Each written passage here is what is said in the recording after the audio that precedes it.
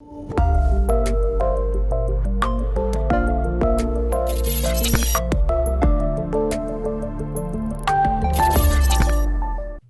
and welcome to mOth Copy Trading Basics.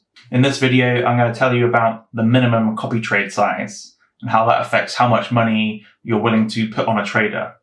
So if we use Jazzy128 here, for example, we look inside his portfolio here, and we can see all the positions that he's got open, everything that he's trading.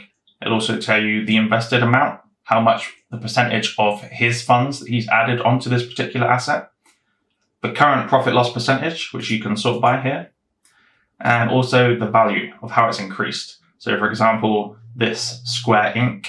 invested at 2.69% has increased 45%, therefore making the value 3.23%. So it's directly correlated between these two. It's essentially adding these two together and it becomes the value. So what is the minimum copy trade size? I have $200. I want to add Jazzy128 onto my copy portfolio. Is 200 enough?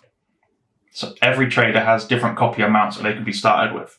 $200 is enough for some people, and some traders require more than $200. So how do we calculate that? How do we find out?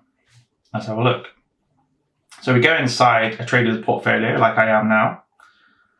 And what we'll want to do, this bit is going to be a bit tedious, but it will pay off in the long run.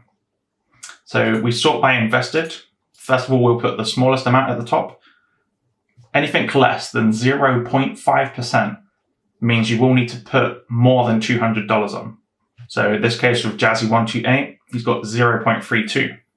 The idea of this exercise is to find the very smallest amount that this trader has. So far we can see 0.32. We need to see if we can find more. The best way of doing that is clicking into the trades, because within each parent trade that you see on the screen here, most of the time there are smaller trades inside it. So we need to be careful. So let's try the biggest one here. So I've sorted by invested, the biggest at the top. Let's click into AMD. And here you will see there's 4 smaller trades. We can see here the amount of percentage. And again, we're looking for the smallest one, something smaller than 0.32 in this case. Everything seems 0.32, so that's fine. Let's try one more. 0.32 is the smallest again. And I'll try one more for good measure here. But if you're doing this, you need to ideally check every trade, which is tedious, but it'll pay off.